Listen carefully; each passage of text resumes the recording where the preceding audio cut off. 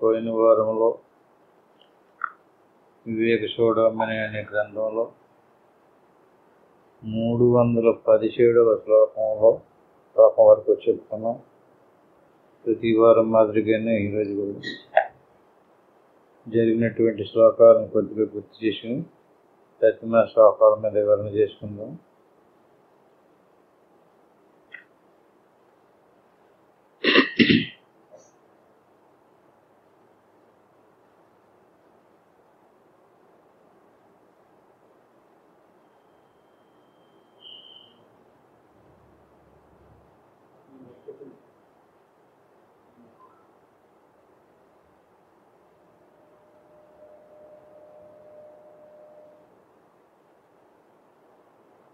ఆత్మబంధువులారా,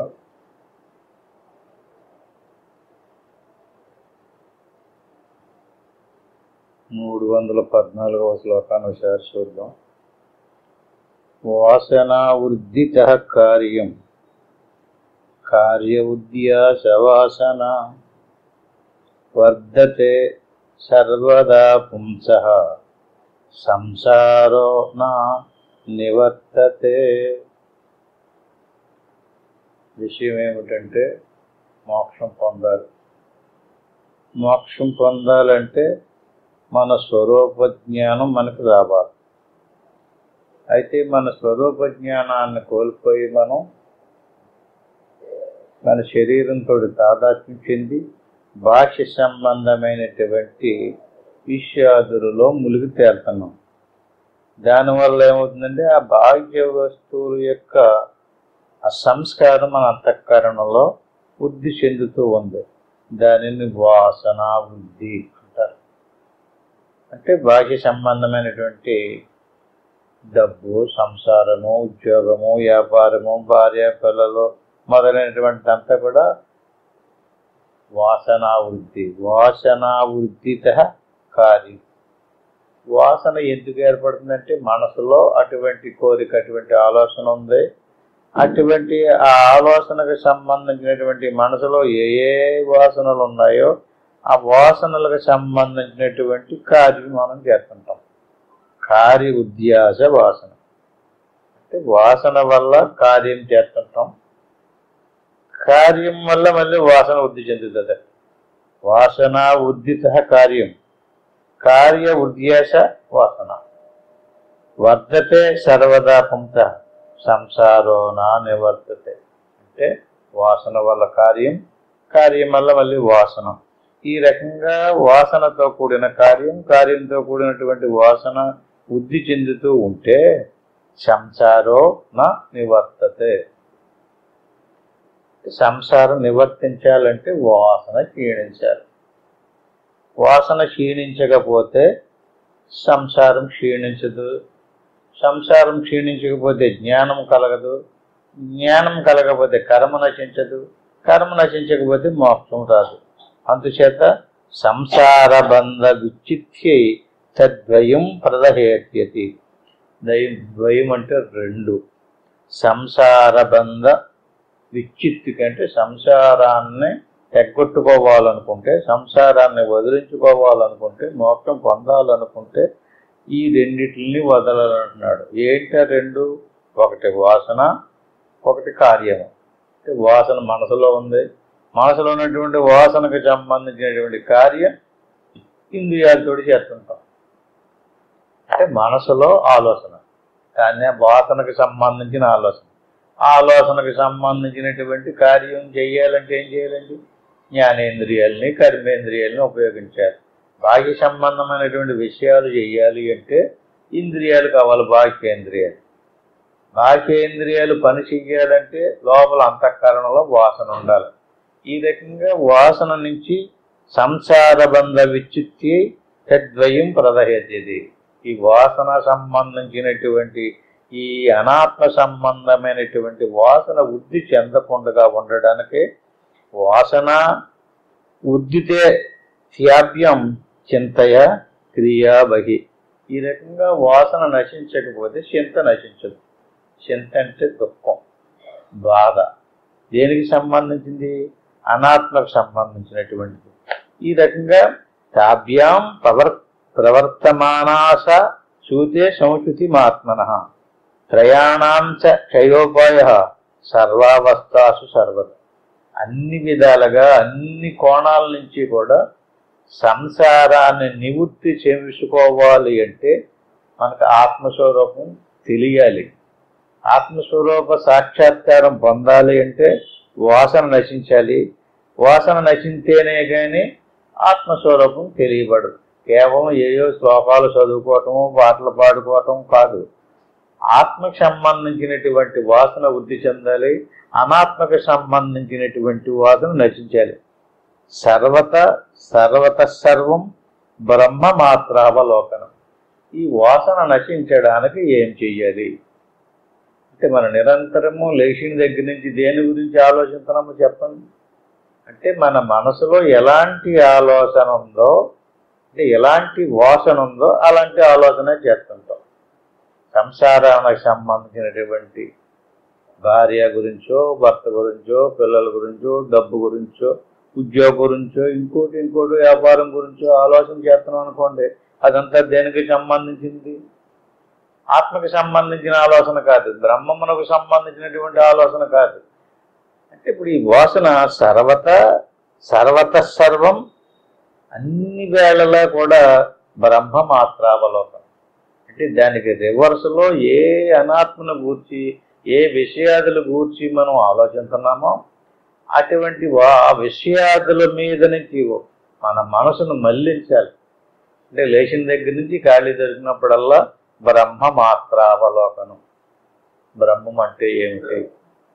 ఆత్మ అంటే ఏమిటి? పరమాత్మ అంటే ఏమిటి? దేవుడు అంటే ఏమిటి? దేవుడి మీద భక్తి ఉండాలి, మూఢభక్తి పనికిరాదు. జ్ఞానం ఉండాలి, జ్ఞానం లేని భక్తి కూడా పనికిరాదు. దేవుడు అంటే ఏంటో స్వయంగా తెలుసుకోవాలి. అనాత్మ, ఆత్మ, ఈ రకంగా అనాత్మ సంబంధించినటువంటి ఆలోచనలో అనాత్మకు సంబంధించినటువంటి విచారణ కూడా సంసారాన్నే కలిగిస్తుంది అంటున్నాడు ఇక్కడ. దేనిని ఆలోచన చేయాలి? బ్రహ్మ మాత్రావలోకనం. బ్రహ్మం అంటే ఏమిటి? చాలాసార్లు చెప్పుకుంటున్నాం మనం. బ్రహ్మము బ్రహ్మం అనేటువంటిది శుద్ధ చిదానంద స్వరూపం, చైతన్య స్వరూపం, సర్వవ్యాపకం, అనంతం, అద్వితీయం, అపారం. అటువంటి బ్రహ్మములో ప్రకృతి ప్రవేశించింది. ఈ ప్రకృతి రెండు రకాలు, శుద్ధము, మలినము, లేక అశుద్ధం అంటారు. దీన్నే అవిద్య, మాయ అంటారు. శుద్ధమైనటువంటి ప్రకృతిని మాయ అంటారు, మలినమైనటువంటి ప్రకృతిని అవిద్య అంటారు. ఈ అవిద్య ఉపాధిగా ఉన్నటువంటి ఆ బ్రహ్మమునకు ప్రత్యేగాత్మ అని పేరు. మాయ ఉపాధిగా ఉన్నటువంటి బ్రహ్మమునకు పరమాత్మ అని పేరు. అంటే ఇప్పుడు మనం ఎవరం? అవిద్య ఉపాధిగా ఉంది మనకి, అంటే ప్రత్యేగాత్మ స్వరూపులు మనం. అవిద్య రాకపోతే, అవిద్యను తీసేస్తే అప్పుడు బ్రహ్మమే. అవిద్య ఉన్నంత వరకు మనం ప్రత్యేగాత్మ స్వరూపులు. అయితే ప్రత్యేగాత్మ స్వరూపులమై ఉండి కూడా మనం శరీరంతో తాదాత్మ్యం చెందాం. అలా తాదాత్మ్యం చెందడానికి కారణం ఏంటంటే మన స్వరూపంలో ఏం ప్రవేశించింది? అవిద్య ప్రవేశించింది. దానికి మనం కొంచెం విపులంగా చెప్పుకోవాలంటే మన స్వరూపంలో మనసు ప్రవేశించింది. మనసు మన స్వరూపం కాదు. శరీరం ఉంది, శరీరంలో ఆత్మ ఉంది, ఆత్మలో మనసు ప్రవేశించింది. మనసు ఎంచేపు శరీరం గురించి ఆలోచించదు, ఆత్మ గురించి ఆలోచించదు. ఎందుకంటే మనసు శరీరంలో భాగమే. అది కూడా శరీరం కొంత మలినమైతే మనసు కొంచెం శుద్ధమైంది, అంతే తేడా. అంచేటప్పుడు ఈ మనసునే మనం మార్చాలి. బ్రహ్మ మాత్రావలోకనం అంటే బ్రహ్మమేది, ఆత్మేది, పరమాత్మేది, నేననేది ఏది? శరీరమా, ప్రాణమా, ఇంద్రియాల, మనసా, ఏది నేను, ఏది నేనని ఈ రకంగా ఆలోచన చేస్తే, ఇందాక ఒక వాసన ఉంది కదండి మనకి, దేశ వాసన, లోక వాసన, ఈ వాసనాత్రయం అంటుంటారు. ఈ రకమైనటువంటి దేహము, లోకము మొదలైనటువంటి వస్తువుల గురించి అయితే శాస్త్ర వాసన. నేను శాస్త్రాలు చదివాను, నేను ఇన్ని శాస్త్రాలు చదివాను, నేను ఇన్ని పారాయణలు చేశాను, ఇన్ని పూజలు చేశాను అంటాడు కదండి. ఏ వాసన ఇది? శాస్త్రవాసన. శాస్త్రవాసన కూడా సంసారంలో ఒక భాగమే. లోకవాసన, లోకంలో కీర్తించబడాలి. దేహవాసన, దేహము చాలా, నా దేహం అందరికంటే కొంచెం గొప్పది అనేటువంటి భావన. ఈ రకమైనటువంటి లోకవాసన, దేహవాసన, శాస్త్రవాసన, దీన్ని వాసనాత్రయము అంటారు. వాసనాత్రయం ఓడగొట్టుకోవాలి. ఈ రకమైనటువంటి వాసనాత్రయం ఏదైతే ఉందో అది ఆత్మస్వరూపాన్ని తెలుసుకొనవదు. అంటే మన మనసులో ఏ రకమైనటువంటి వాసన ఉందో ఆ వాసనకు సంబంధించినటువంటి క్రియ చేస్తుంటాం మనం. వాసన లోపల ఏ వాసన ఉందో దానికి సంబంధించిన ఆలోచన, ఏ ఆలోచన చేస్తుందో దానికి సంబంధించినటువంటి పని. ఇప్పుడు ఏం చేయమని అడిగినా బ్రహ్మ మాత్రావలకం. వాస్తవ ముందున్నటువంటి ఈ అనాత్మ సంబంధమైనటువంటి వాసనాత్రయాన్ని నుంచి విడుదల పొంది బ్రహ్మ మాత్రావలోకనం, ఆత్మ, పరమాత్మ, బ్రహ్మము ఎప్పుడు ఏలు కుదిరినప్పుడల్లా దీనికి సంబంధించినటువంటి ఆలోచన చేయాలి. అంటే మనసుతోటి ఆలోచన అవుతుందనుకోండి, వెంటనే మనసును రివర్స్ చెయ్యాలి. మనసు దేని గురించి ఆలోచన చేస్తుంది? అయ్యో దేని గురించి చేస్తుంది? ఇదంతా శరీరానికి సంబంధించిందే కదా, భార్య గురించా, భర్త గురించా, దేని గురించి ఆలోచిస్తుంది? దాన్నే తిప్పాలి. అలా తిప్పి స్వరూపం వైపుకి తిప్పాలి, ఆత్మ వైపుకి తిప్పాలి. ఈ రకమైనటువంటి ఆలోచన తిప్పి ఆత్మపరంగా, పరమాత్మ పరంగా, బ్రహ్మము పరంగా ఆలోచన చేసినట్లయితే ఈ వాసనని సద్భావ వాసనాదార్ఢ్యం అంటే దీన్ని సద్వాసన అన్నారు. అంటే మనం శరీరం బాగా మలినమయ్యి మురికి వాసన వస్తుందనుకోండి, శుభ్రంగా స్నానం చేసి సబ్బుతోటి శుభ్రంగా ఏ చెంటున్నా రాసుకున్నాం అనుకోండి, ఏ గంధమో పూసుకున్నాం అనుకోండి, మన శరీరం నుంచి సువాసన వస్తుంది. అంతకుముందు ఏం వాసన వచ్చింది? దుర్వాసన వచ్చింది. ఇప్పుడు సువాసన వచ్చింది. అట్టి మాదిరిగా శరీరానికి కాదు చెప్తుంటారు, మనసుకు చెప్తున్నాడు. మనసులో ఏ వాసన ఉంది? విషయ సంబంధమైనటువంటి వాసనలు ఉన్నాయి, ప్రాపంచిక సంబంధమైనటువంటి వస్తు సంబంధమైనటువంటి ఆలోచనలు చేస్తుంది. అటువంటి మనిషిని ఆత్మ సంబంధమైనటువంటి ఆలోచన చేసినట్లయితే దీన్ని సద్భావ వాసన అన్నారు. భావన అంటే ఏంటి? మన తెలివి, నేనున్నానన్నటువంటి ఉనికి, ఎరుక, అటువంటి భావనను మార్చాలి. అంటే మన భావన ఎలా ఉంది? అనాత్మ సంబంధమైన వాసనతో కూడుంది. అనాత్మ సంబంధమైన భావనతో కూడుకున్నటువంటి మన భావననే ఆత్మ సంబంధమైనటువంటి భావనతో తయారు చేయాలి. ఆత్మ సంబంధమైనటువంటి భావనగా చేసినట్లయితే అప్పుడు అనాత్మ ఈ ఏదైతే 3 రకాలైనటువంటి వాసనత్రయం ఉందో ఆ 3 రకాలైనటువంటి వాసనాత్రయం లయమశ్నుతే. అంటే శాస్త్రవాసన, దేహవాసన, లోకవాసన, దార్శాత్రయం లయమశ్నుతే, లయమైపోతుంది. లయం అంటే పోతుంది అనమాట, వాసన పోతుంది. దాని స్థానంలో ఇంకొక వాసన వచ్చింది కదా. ఏ వాసన? ఆత్మ, పరమాత్మ, బ్రహ్మము అనేటువంటి బ్రహ్మ మాత్రావలోకనం వల్ల వాసనాత్రయం, వాసనాత్రయం నశించడానికి వేరే ఇంకొక ఉపాయం లేదు.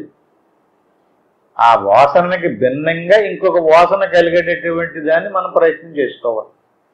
దేహమును గూర్చి ఆలోచన చేస్తుంది అనుకోండి, అదే మనసును ఆత్మకు సంబంధించినటువంటి ఆలోచన చేసేటట్టుగా చేయాలి. దాన్ని బ్రహ్మ మాత్రావలోకనం అన్నారు. ఆ రకంగా చేసినట్లయితే ఆటోమేటిక్గా క్రియానాశే ప్రవేశ్యంత, చింతానాశే సద్వాసనాక్షయ. ఎప్పుడైతే మన లోపల వాసన మారిపోయిందో, సద్వాసన కలిగిందో, సద్వాసన అంటే ఆత్మ పరమాత్మల ఏకత్వమైన వాసన. అహం బ్రహ్మస్మి, సోహం, తత్వమసి, ప్రజ్ఞానం బ్రహ్మ, ఈ రకమైనటువంటి ఆలోచన చెయ్యాలి. తత్వమసి అంటే ఏమిటి, సోహం అంటే ఏమిటి, అహం బ్రహ్మస్మి అంటే ఏమిటి, ఇలాంటి ఆలోచన చేస్తున్నాం అనుకోండి.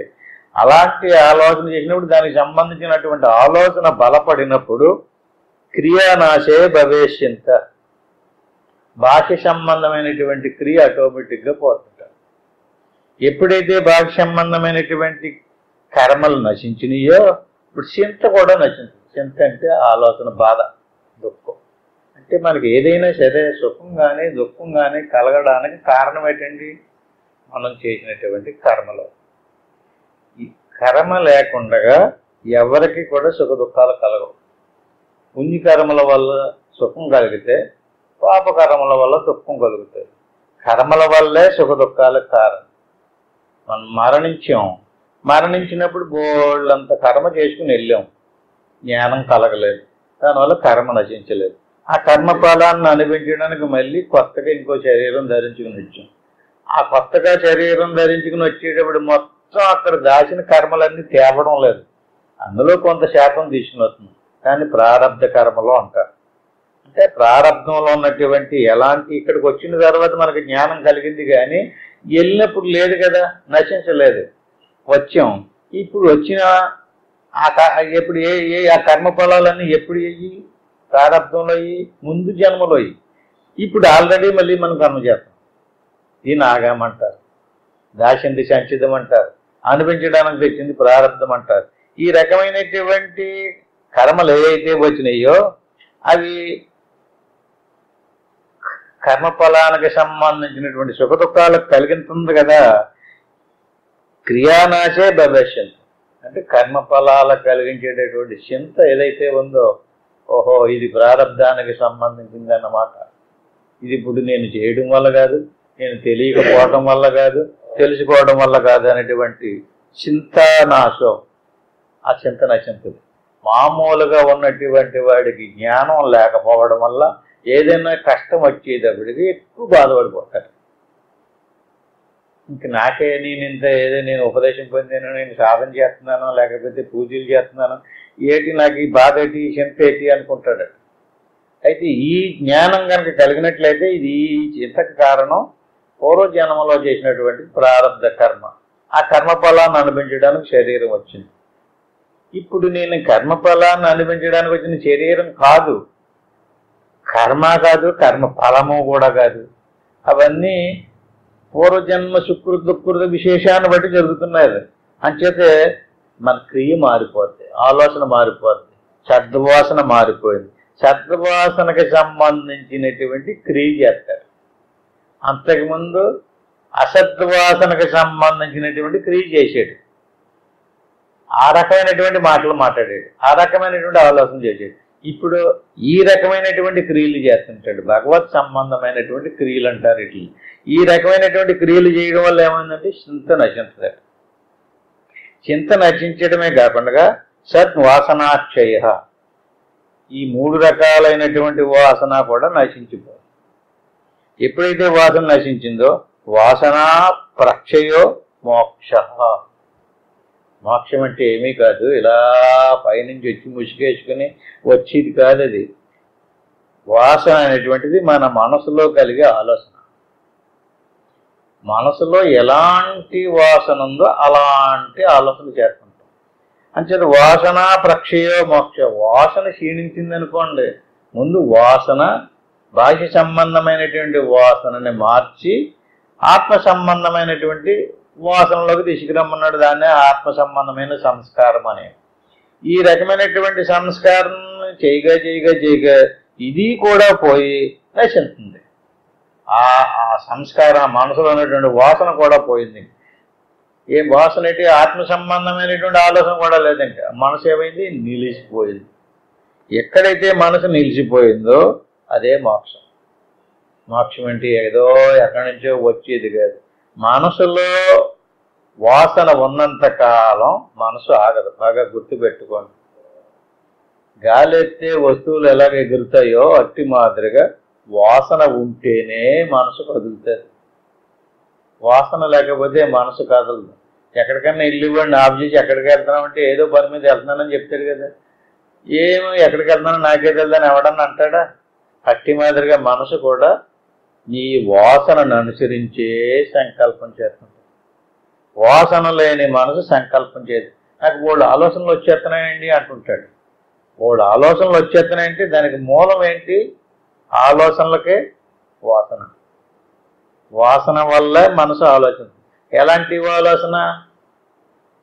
ప్రాపంచిక సంబంధమైందా, పారమార్థికానికి సంబంధించిందా? మళ్ళీ అది రెండు రకాలు అయ్యింది. ఈ రకమైనటువంటి ఈ రకమైనటువంటి వాసన కూడా పూర్తిగా నశించిపోతే మనసు కదలదు. ఎక్కడ మనసు కదలకుండా ఆగిపోయిందో స జీవన్ముక్తి విశిష్యతే. జీవన్ముక్తి అంటే బ్రతికుండగానే మోక్షం పొందుతాడు. ఇంకా చచ్చిపోలేదు, ఇంకా శరీరం ఉంది, మనస్సు ఉంది, ప్రాణం ఉంది. కానీ మనసు దేనికి సంబంధించిన ఆలోచన చేస్తుందో అతను తెలిసిపోతుంది. తన స్వరూపం మనసు కాదు, తనకంటే మనసు వేరేగా ఉంది, తన స్వరూపంలో ఉంది. ఇంతకుముందు ఇలాంటి ఆలోచనలు చేసేది, ఇప్పుడు ఇలాంటి ఆలోచనలు చేసింది. ఇప్పుడేమో ఆ ఆలోచన లేదు, ఈ ఆలోచన లేదు, హాయిగా ప్రశాంతంగా నిశ్చలంగా నిలబడి ఉంటుంది. ఇది ఎలా వస్తుందండి ఈ స్థాయి? ఎవరి మట్టికి వారే సంపాదించుకోవాలి, ఎవరి మట్టికి వాళ్ళే ప్రయత్నం చేయాలి. దాన్ని మనం రోజు సాధన అంటున్నాం. సాధన అంటే ఏంటండి? అభ్యాసం. అంటే ఇవాళ చేసాం అనుకున్నట్టుగా ఏమీ రిజల్ట్ కనిపించలేదు, మళ్ళీ రేపు చేయండి, మళ్ళీ రేపు చేయండి. అలా నిరంతరము ఎవడైతే అభ్యాసం చేస్తుంటాడో అటువంటి వాడికి వాసన నచ్చుతుంది. ఇప్పుడు మనసు ఆగుతుంది. ఎక్కడ మనసు ఆగింది అక్కడ జీవన్ముక్తికి విశిష్యతే. చనిపోయిన తర్వాత మోక్షం రావాలన్నది కాదు ఇక్కడ శాస్త్రం చెప్తుంటారు. బ్రతికుండగానే మోక్షం రావాలి. మోక్షం అంటే ఏంటి? మనసు కదలకుండా నిశ్చలంగా ఉండడమే మోక్షం. అయితే మనసు నిశ్చలంగా కదలకుండా ఆగడానికి ముందు ఏం తెలియాలి? ఆత్మ గురించి తెలియాలి, పరమాత్మ గురించి తెలియాలి, బ్రహ్మం గురించి కూడా తెలియాలి. అలాగని చెప్పేసి జగత్తుకు సంబంధించింది కూడా తెలియాలి. అనాత్మకు సంబంధించింది తెలియాలి, ఆత్మకు సంబంధించింది కూడా తెలియాలి. అప్పుడు మన మనసు అనాత్మకు సంబంధించినటువంటి ఆలోచన చేస్తుందా, ఆత్మకు సంబంధించినటువంటి ఆలోచన చేస్తుందా అనేది మనకు తెలుస్తుంది. ఎందుకంటే మనం మనసు కాదు కదా, మనసు ఆలోచించేటటువంటి విషయం మనకు తెలుస్తుంది కదా. ఈ మనసు అనాత్మకు సంబంధించినటువంటి ఆలోచన చేస్తుంది, లేక ఆత్మకు సంబంధించినటువంటి ఆలోచన చేస్తుంది. రెండు మనకు తెలుస్తుంటాయి. ఈ రకంగా మనసు ఆలోచించి ఆత్మకు సంబంధించిన ఆలోచన, అనాత్మకు సంబంధించిన ఆలోచన కూడా వదిలేస్తే ఇంక మిగిలింది ఏంటి? అది ఆలోచించినా సరే ఇంకా అది అనాత్మకు సంబంధించింది, దాని కూడా మనకెందుకులే. ఇంకా ఆలోచించడం కాదు, ఇంకా ఆలోచనారహితమైనటువంటి మనసు దాటిపోయినటువంటి స్థితి మోక్షం. శరీరం ఉంటుంది, అతనికి భార్య పిల్లలు ఉంటారు, సంసారం ఉంటుంది, తింటాడో తాగుతాడో అన్ని పనులు చేస్తుంటాడు. కానీ అవన్నీ దేనికి సంబంధించినవి? బాహ్య సంబంధమైనటువంటి వ్యవహారానికి సంబంధించినట్టుగా సెపరేట్గా ఎవడో మన ఇరుగింటిలోనో పొరుగింటిలోనో ఏదో కర్మ చేసుకుంటే మనకి ఎలా సంబంధం ఉండదో అలా సెపరేట్ అయిపోతాడు. సెపరేట్గా చూస్తుంటాడు, తన మనసును వేరుగా చూస్తాడు, తన శరీరాన్ని తనకంటే వేరుగా చూసుకుంటాడు. ఇప్పుడు మన శరీరమే మనం అన్నట్టుగా చూసుకుంటున్నాం. ఆ శరీరానికి సంబంధించినటువంటి ఆలోచన చేస్తున్నాం. అంటే మన స్వరూపం నుంచి మన శరీరాన్ని వేరుగా చూడటం రాలేదు మనకి. శరీరాన్ని వేరుగా చూడకపోవడం వల్ల, శరీరమే మనమని చూసుకోవడం వల్ల ఆ శరీరానికి సంబంధించినటువంటి సమస్యలన్నీ మన నెత్తి మీద వేసుకుని నాకు అన్ని బాధలే, నాకు అన్ని రోగాలే, నాకు అన్ని కష్టాలే, అన్ని దుఃఖాలే అంటుంటాడు. ఎందుకు వేసుకున్నాడు? అలాగా శరీరాన్ని మీద వేసుకున్నాడు, మనసుని మీద వేసుకున్నాడు. ఆ శరీరానికి సంబంధించినటువంటి మనసుకి సంబంధించినవి తన మీద వేసేసుకున్నాడు. వేసేసుకుంటాడు ముక్త కాదు, సెపరేట్ చెయ్యాలి. సెపరేట్ చెయ్యడం అంటే ఏంటండి? సెపరేట్గా తెలుసుకోవడమే. సెపరేట్గా శరీరాన్ని సెపరేట్గా చేసేది నువ్వెక్కడుంటావు? నువ్వు శరీరంతో మమేకమయ్యే ఉన్నావు. ఇప్పుడు కలిసిపోయినటువంటి దాన్ని కలిసిపోలేదు, దాన్ని తాదాత్య సంబంధం అంటారు. అంటే ఒక వస్తువుని మరొక వస్తువుగా భ్రమించడాన్ని తాదాత్యం అంటారు. అంచేత మన స్వరూపాన్ని మనం తెలుసుకుని మన స్వరూపం కంటే వేరుగా ఉన్నటువంటి ఈ దేహాన్ని సెపరేట్గా చూడాలి. ఇది శరీరం, ఇది స్త్రీ శరీరం, ఇది పురుష శరీరం, ఇది నేను కాదు. దీని గురించి ఇంకా మనసు ఆలోచిస్తుంది. ఈ మనసు కూడా నేను కాదు, ఈ ఆలోచన కూడా నేను కాదు అని దాని నుంచి విడిపడిపోయినటువంటి వాడు మోక్ష స జీవన్ముక్తి విశిష్యతే. ఇది నిజమైనటువంటి ముక్తి. అంటే ఎన్నో ఇంకా వేరే పద్ధతుల్లో సిద్ధులు పొందినటువంటి మార్చాలు ఇవన్నీ ఉంటాయి. కానీ ఇది పెద్ద గొప్ప కాదు. శాస్త్రం యొక్క నిశ్చయం ఏమిటంటే దేహ భావాన్ని నుంచి, అనాత్మ భావాన్ని నుంచి విడిపడిపోయి ఆత్మ అనాత్మ, ఇది అనాత్మకి సంబంధించిన ఆలోచన, ఇది ఆత్మకి సంబంధించిన ఆలోచన, ఇది నేను కాదు అని తెలుసుకుని ఎవడైతే జీవించాడో, ప్రారంధం ఉన్నంత వరకు శరీరం ఉంటుంది, ప్రారంధం అయిన తర్వాత ఊడిపోద్ది ఎక్కడో దుక్కున. అతను ఊడిపోయినా బాధలేదు, ఉండినా బాధలేదు. ఎందుకంటే అది తన కాదు కదా, తన స్వరూపం వేరు, ఇది వేరు. ఇది దాని గురించి పెద్దగా పట్టించుకుని ఆలోచించడు అతను. సద్వాసన స్ఫూర్తి విజృంభణే సతి యాసౌ విలీన ఇక మాది వాసన అతి ప్రకృష్ట్యాప్యరుణ ప్రభాయాం విలీయతే సాధు యథాతమిశ్ర. ఈ రకమైనటువంటిది ఎవరికైతే అనుభవపూర్వకంగా తెలిసిందో సద్వాసనా స్ఫూర్తి విజృంభణే సతి, ఈ సద్వాసన వల్ల యాసో విలీన ఏకమాది వాసన, ఈ రకంగా అనాత్మ సంబంధించినటువంటి వాసన అంతా విలీనం అయిపోతే అతి ప్రకృష్ట్యాప్య అరుణ ప్రభాయం, సూర్యుడు ఉదయించినప్పుడు చీకటి ఎలా మాయమైపోద్దో అట్టి మాదిరిగా ఈ జ్ఞానం ఎవరికైతే కలిగిందో అతి ప్రకృష్ట్యాప్య అరుణ ప్రభాయం, సూర్యుని యొక్క ప్రభావం వల్ల, అరుణోదయం వల్ల చీకటి ఎలా నశించిపోతుందో అట్టి మాదిరిగా విలీయతే సాధు యథాతమిశ్ర. అంటే చీకటికి సంకేతం ఏంటంటే తెలియనితనం. ఏటి తెలియనితనం? మన గురించి మనకు తెలియకపోవటమే.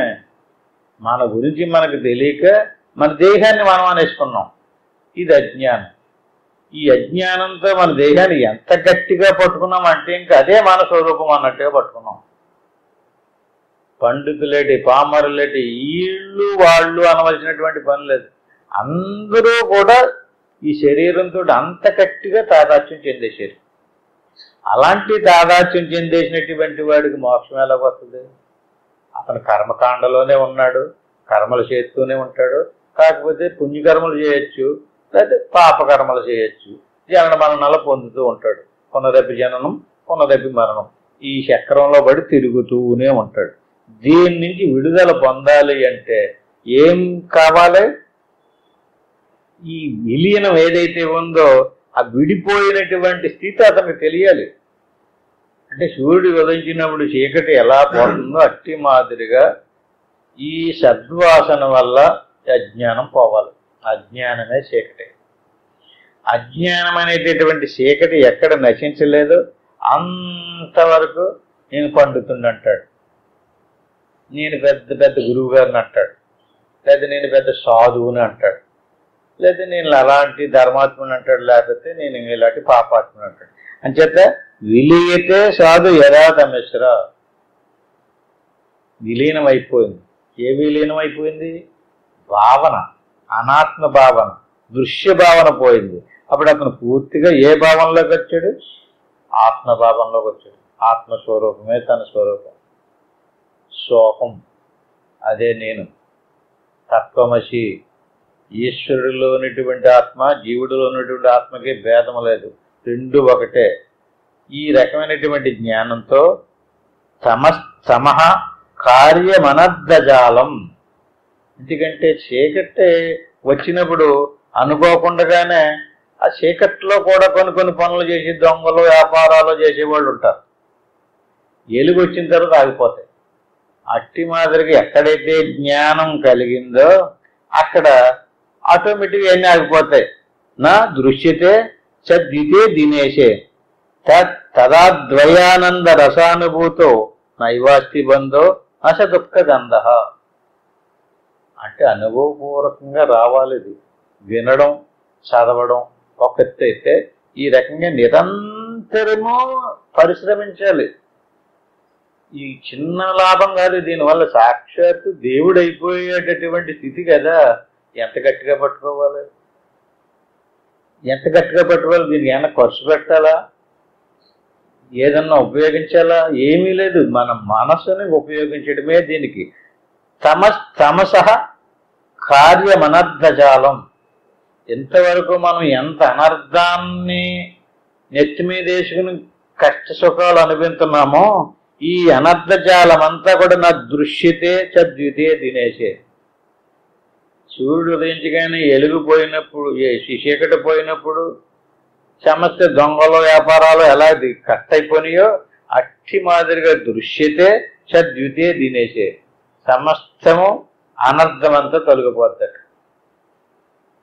ఏది మీరు ఏదో దాని గురించి మీకుగా స్పష్టంగా తెలియాలి. పరోక్షంగా విన్నాం, అపరోక్షంగా చూడాలి. దాన్ని శాస్త్రము, గురువు, అనుభవం అంటారు.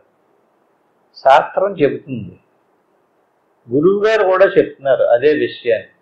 ఇప్పుడు మరి మనకో గురువు గారు చెప్పింది, శాస్త్రం చెప్పింది మనకు అనుభవానికి రావాలి. సదా ద్వయానంద రసానుభూతి. అప్పుడు ఎప్పుడైతే ఈ శాస్త్రము, గురువు చెప్పినటువంటి విషయం మనకి అనుభవానికి వచ్చిందో తదా ద్వయానంద రసానుభూతి, ఆనందం కలిగింది. ఉత్కృష్టమైనటువంటి ఆనందాన్ని నైవాస్తి బంధో నశ దుఃఖ గంధ. ఎప్పుడైతే ఈ ఆనందాన్ని అనుభవించాడో అంటే జ్ఞానం కలిగింది. జ్ఞానమన్నా ఆనందమన్నా ఒకటే. జ్ఞానం కలిగింది, ఇది కాదు ఇది నేను. అప్పుడు ఏమైంది?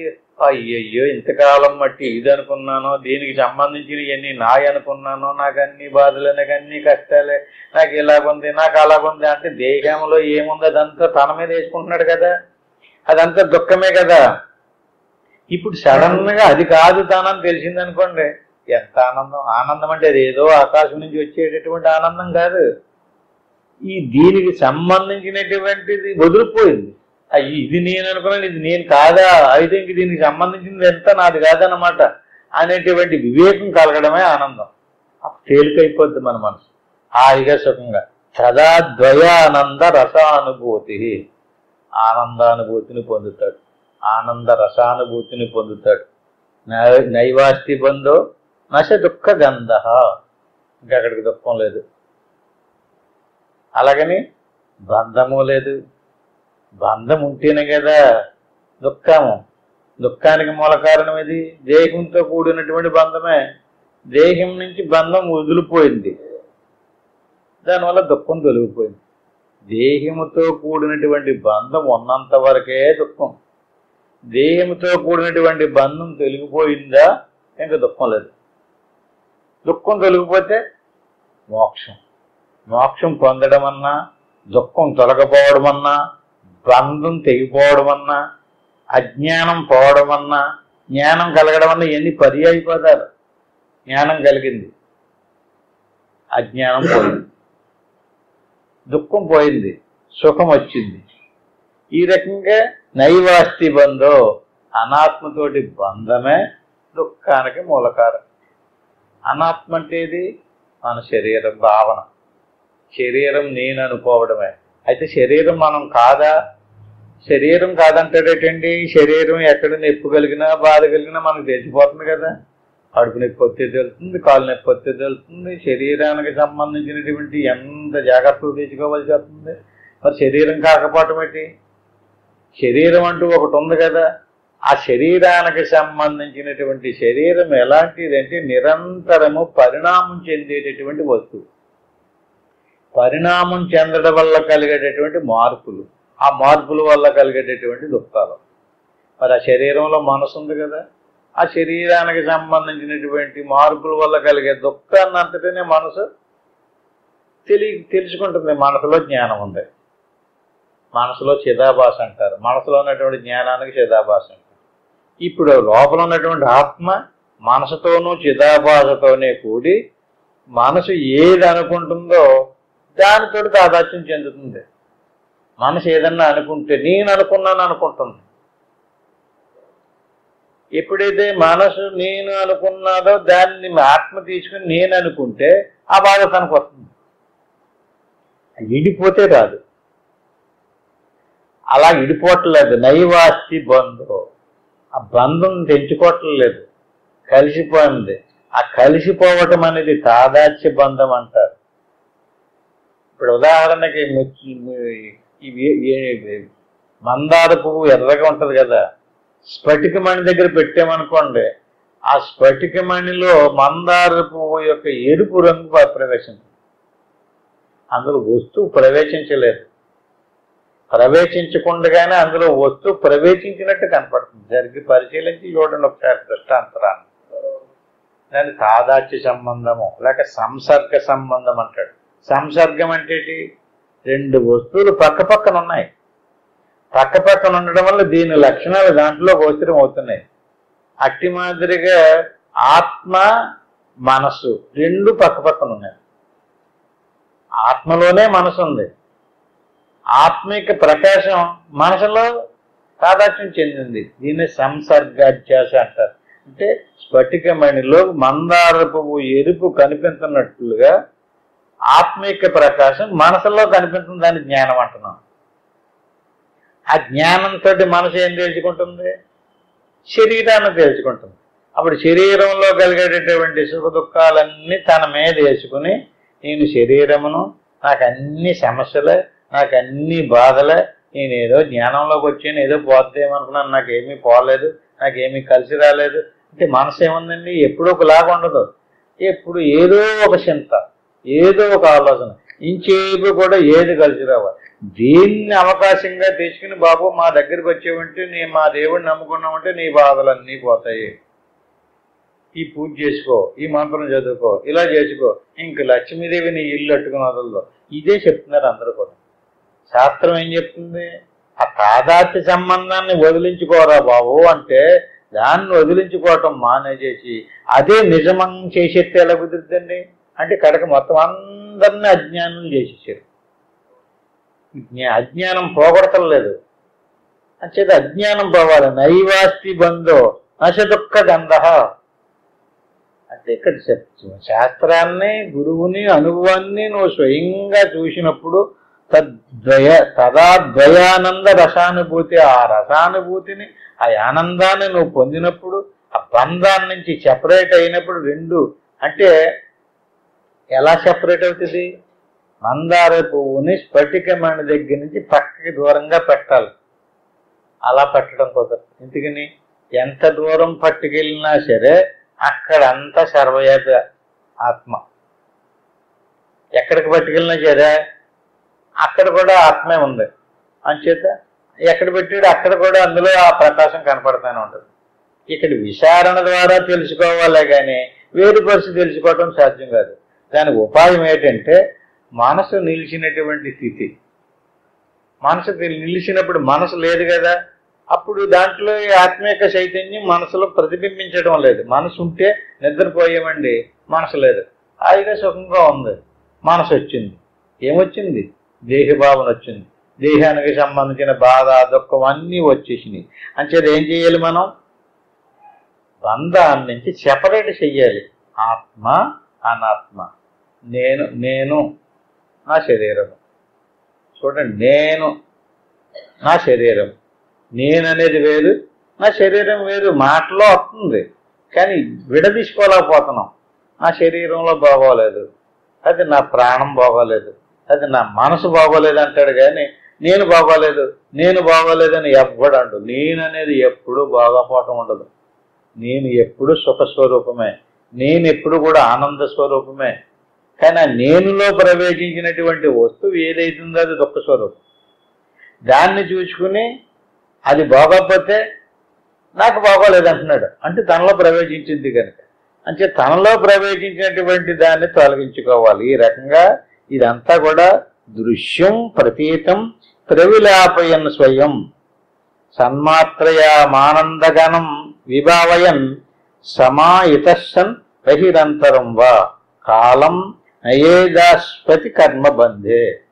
అంటే మనకి శరీరం ఎందువల్ల వచ్చింది? కర్మ వల్ల వచ్చింది. ఇప్పుడు కన్నా తెలుసుకోండి, కర్మ నుంచి శరీరం వచ్చింది. మన శరీరం నుంచి దుఃఖం కలగడానికి మూల కారణం ఏది? మళ్ళీ శరీరంతో ఏం చేస్తున్నాం? మళ్ళీ కర్మే చేస్తున్నాం. కర్మ చేయాలంటే శరీరం లేకుండా కర్మ చేయటం కుదరదు. ఈ శరీరానికి సంబంధించినటువంటి మన శరీరమే కాదు, ఇతరుల శరీరమే కాదు, మొత్తం ప్రపంచమే కాదు, ఇదంతా కూడా దృశ్యం ప్రతీతం ప్రవిలాపయను స్వయం. దృశ్యము, ఇది సత్యము కాదు, అది అలా వస్తూ పోతూ ఉంటుంది. దృశ్యం అంటే సత్యము కాదు, అసత్యము కాదు.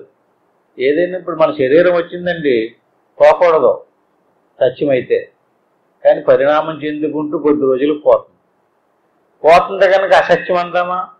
అసత్యం అంటాం కుదరదు. ఎందుకని? ఉంటుంది కదా, కనపడుతుంది కదా, దాని బాధ మనకు తెలుస్తుంది కదా. అసత్యం అవుతుందా? అసత్యమో కాదు. అయితే సత్యమా?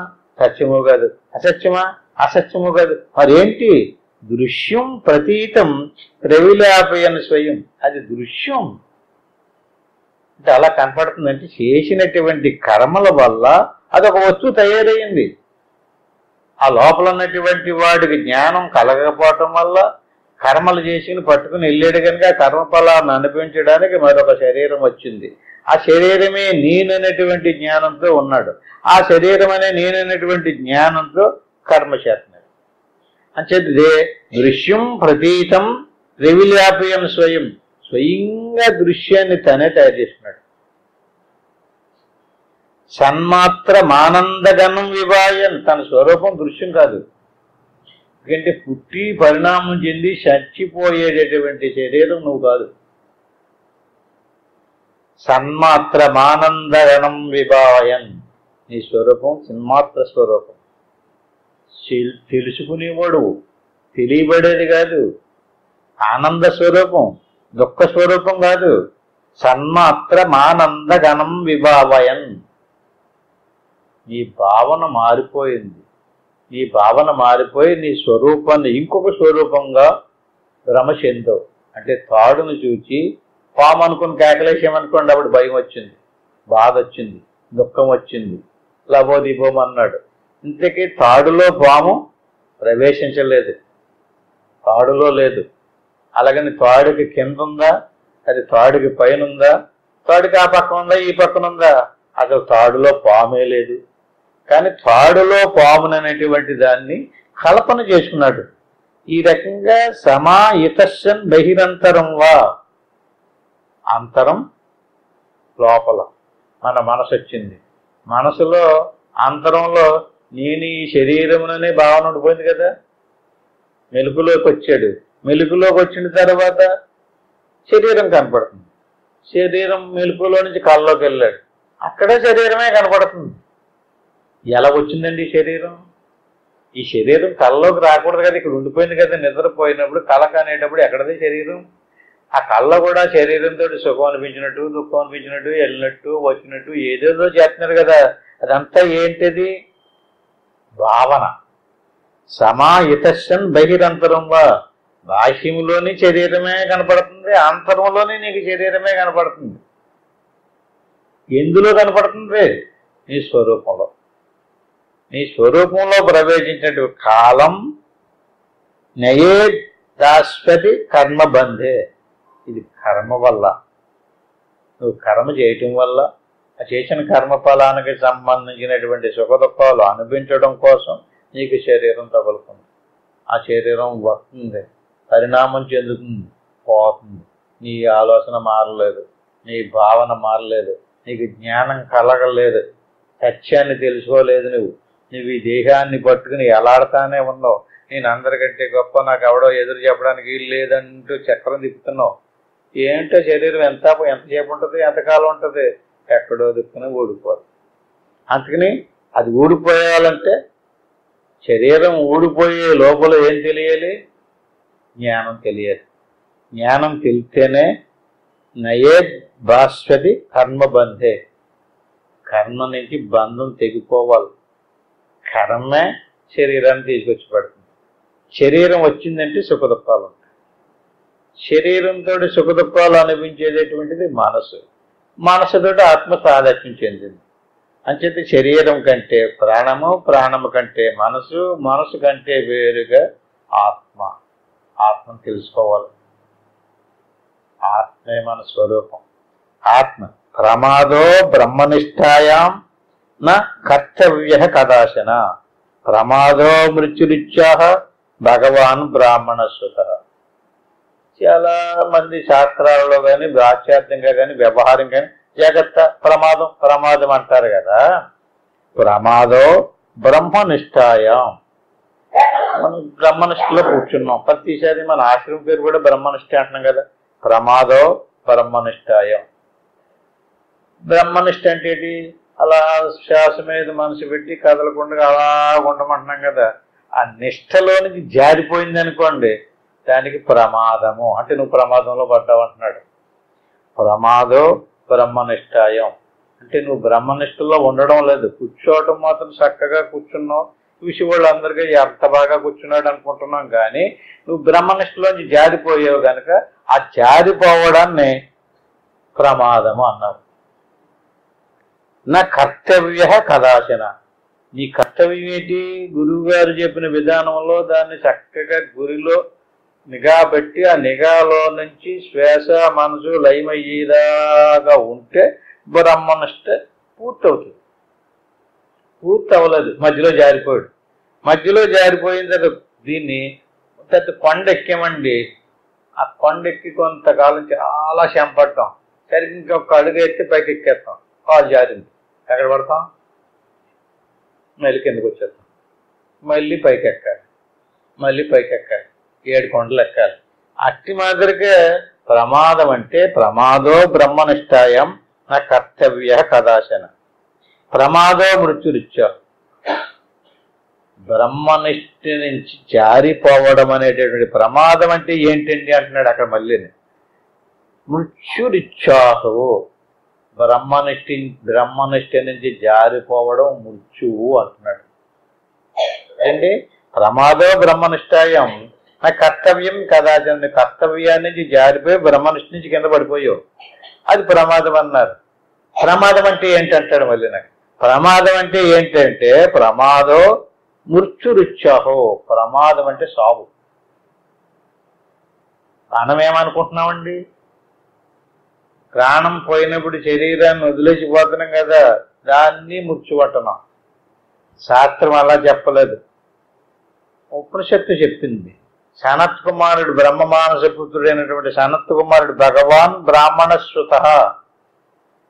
ఈ విషయాన్ని ఎవరు చెప్పారు? వేదం చెప్పింది. ప్రమాదం అంటే మృత్యువులో ఉండడమే. ఎన్నోసార్లు చెప్తున్నాను, మనం అందరం మృత్యువులో ఉన్నామని.